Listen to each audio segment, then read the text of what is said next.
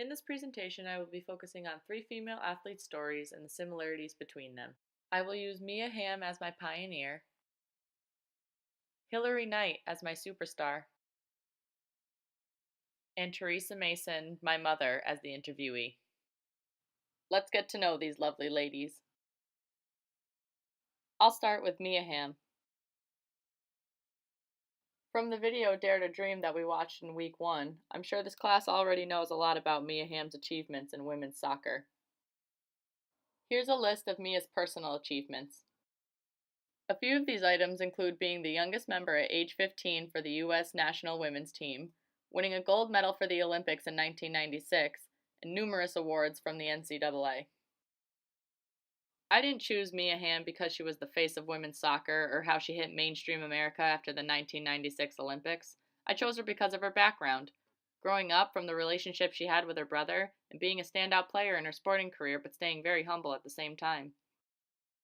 Mia states in the video Dare to Dream, "I'm not the fittest. I'm not the fastest. I'm not the smartest player. I'm not the one that people are picking first every single time. You find those in these guys. I did not make this team. The team wasn't built on me. I am more dependent on them than they will ever be of me." She is a standout athlete who can dominate the sport of soccer, but also gives all the credit to her teammates. Without them, she is nothing, and that's what it means to play on a team sport. Growing up, she and her adopted brother would spend hours a day in the yard practicing and improving her skills, while she hid in the shadows behind him. I feel like I could connect with Mia on a more personal level because I too have an older brother that I looked up to, and who would help me improve my athletic abilities, whether it was playing catch in the yard or visiting the batting cages. And he is also very supportive, just as Mia's brother was before his passing. Mia wanted to be just as good, if not better, than all of her brother's friends, and she never stopped improving. And soon, it was her brother who was hiding in the shadows, or in the stands watching her succeed. It's amazing how a little hard work, practice, determination, and the love and support from family can go a long way in the world of sport, especially women in sport. Let's move on to Hilary Knight. This is a more recent athlete who is still very involved in sports. Right now, she is participating in the 2018 Winter Olympics on the U.S. women's hockey team. I chose this athlete because I have always admired the sport of ice hockey. I didn't know of any female hockey players until my boyfriend suggested I looked into someone on the U.S. women's Olympic ice hockey team, aka Hilary Knight. According to the official site of Hilary Knight, when she was just 5 years old, she told her grandmother that she wanted to play ice hockey in the Olympics one day. Of course, at this time, women's ice hockey wasn't even in the Olympics yet. Her grandmother's response to her was, "Girls don't play hockey."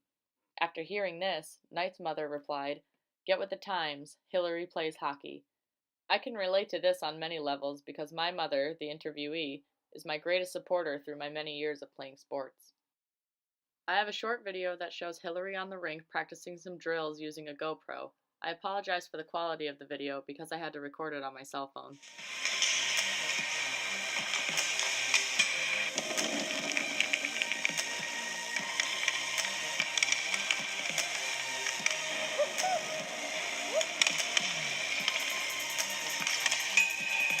My hands are rough right now.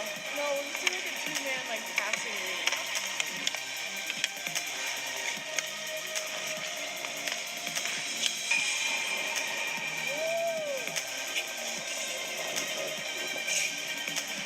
Two more guys, two more.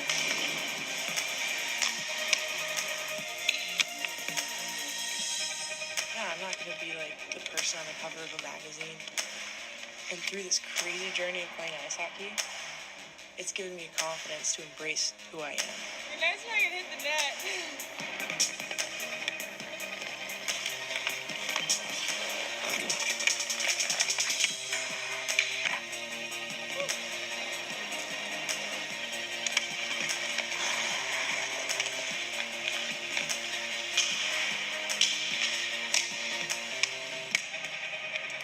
Being able to be comfortable within my own skin and have a healthy body image, I'm okay with that.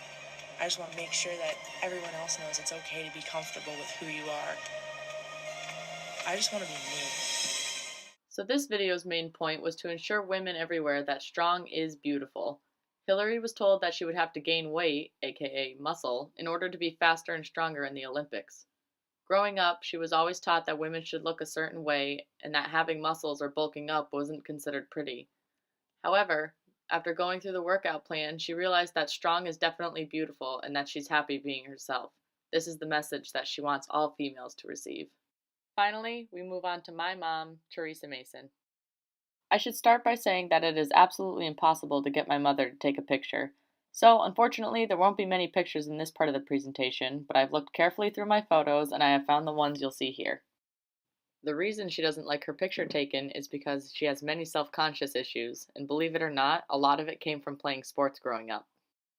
My mother started out just as any other kid, playing in the backyard with her brothers and sister, and her father was a baseball coach for her brother John when he played.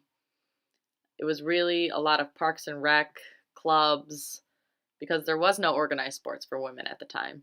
My mother grew up across the street from two Little League baseball fields, and she would go over and watch teams practice all the time. And baseball was the first sport she fell in love with. At the age of 10, she played on an all-boys Little League baseball team. She told me that she could outshine any of the boys and catch any fly ball in the outfield. It was funny because at this time, she was actually the second girl to join this team, but the first girl that joined the team and had already been playing really couldn't play all that well. So when she joined the team, the coach had said, "Everyone, this is Terry Simmet. She's going to be joining us." And all the boys actually rolled their eyes because they thought, "Oh, great, another girl who can't play." But when somebody had started and played catch with her, they realized as soon as she caught the ball that, oh, she can actually play. After a couple years of playing on a minor B team, she had to try out for the major leagues team at age 12, and she was the second girl in Westfield ever to play on a major league team. And we always laugh because at age 12, I had played on an all-star team for Westfield, and I was the only girl out of 250 teams in that tournament. Safe to say I got my skills from someone. But once my mom got to middle school, nothing. No sports, and the most physical activity she got was in PE class. Her freshman year, Title IX played a huge effect, and her high school finally had enough girls to make a soccer team. Her primary sports in high school were soccer, basketball, and softball. At this time, her favorite sport was soccer, her most practiced sport was basketball because her father was a coach at the vocational high school, but her most talented sport was softball. She made the varsity softball team as a freshman and took a senior's position. Playing on the varsity softball team is actually when she developed her self-conscious issues because the girls were not very nice after she took a senior's position. She ended up quitting the team her sophomore year. However, it was that 1 year of playing that her team won Western Mass Champion, and her picture still hangs in Westfield High School to this day. Soccer was really the only sport that she stuck with for all 4 years. However, her senior year she ended up tearing her ACL. She said it was actually pretty funny how it happened because her parents really never went to any of her soccer games, but the one game that they went to, she wasn't at the field because another parent had already taken her to the hospital. After a summer of resting and rehab, she ended up trying out for Westfield State's soccer team, but blew out her knee in the very first tryout. After that, she ended up quitting organized sports for good. She continues to stay active when time allows. She is a first grade teacher, which gives her the weekends and summers to stay active or watch her children play their sports. She has participated in 3 road races, she runs outside when the weather is nice, and does many other activities, such as bowling, fishing, or skiing, because nothing could ever get rid of her competitive edge that she possesses. When asked if she could go back in time and change anything, she said the following. Above all, she would have wanted to change her self-conscious issues. She wanted more confidence and less anxiety. There was one story she shared that after losing a basketball game on the bus ride home, she and a friend were talking and a captain yelled at her to shut up. After that, she was afraid to talk ever. She would have also liked to have been given more sport opportunities at a younger age. She reminds me constantly how lucky I am to be given all the opportunities that I had. And finally, she would have changed tearing her ACL. Not even the fact that she tore her ACL, but the fact that the doctor had cleared her when she shouldn't have been. To this day, she still wonders where her sporting career would have gone if that didn't happen. I added a few questions of my own to make the interview a little more interesting. I asked her if she was ever a captain, and she replied yes in soccer. However, she wasn't really treated any differently from the other players, and she wasn't very respected. Then I asked her, if you could participate in sports now, would you? And she said yes, but her confidence and anxiety would play a vital role.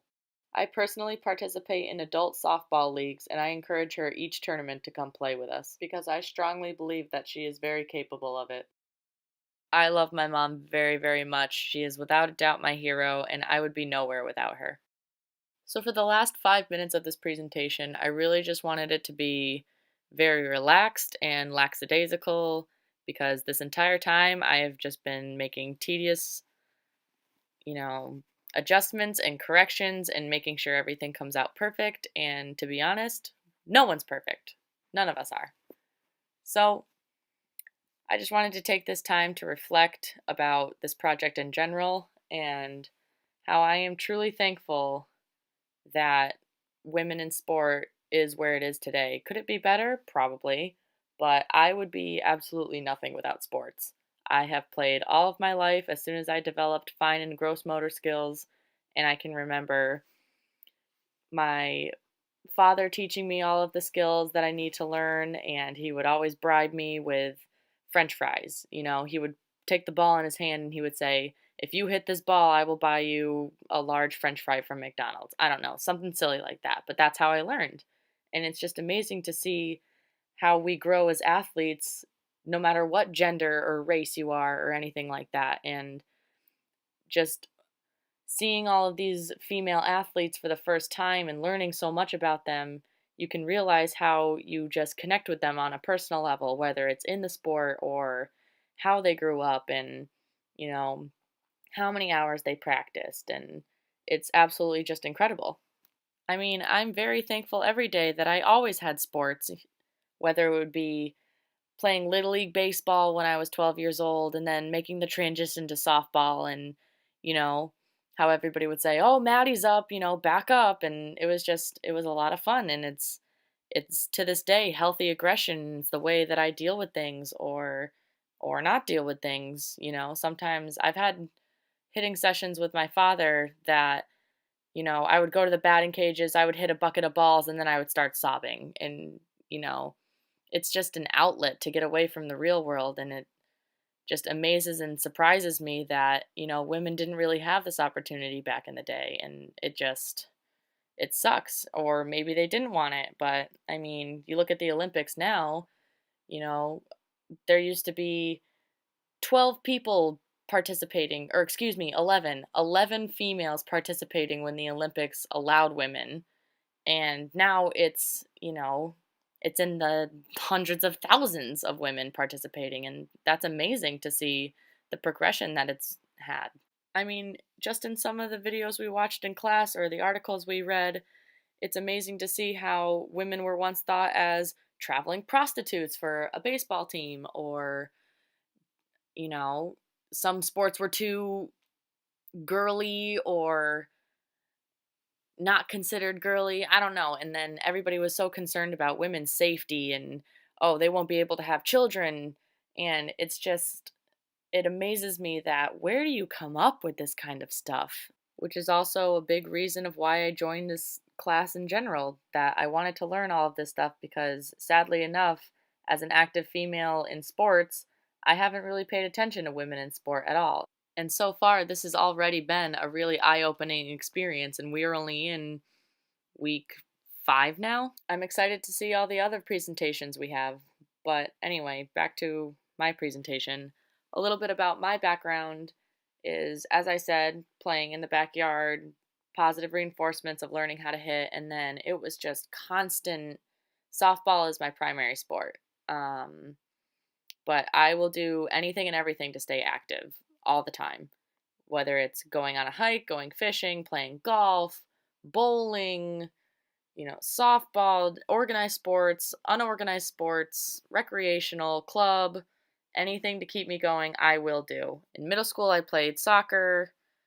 And when it got to high school, I played soccer, volleyball, basketball, swimming and diving, and softball, which transitioned into college because I still play at Westfield State softball.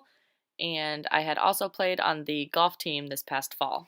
I guess you could say that, in short, you name it, I've played it or tried it. And I am forever grateful that women in sport has advanced to the way it is. And I hope it does not stop improving. And I hope that women everywhere can realize that they are strong and they can do anything. Thank you.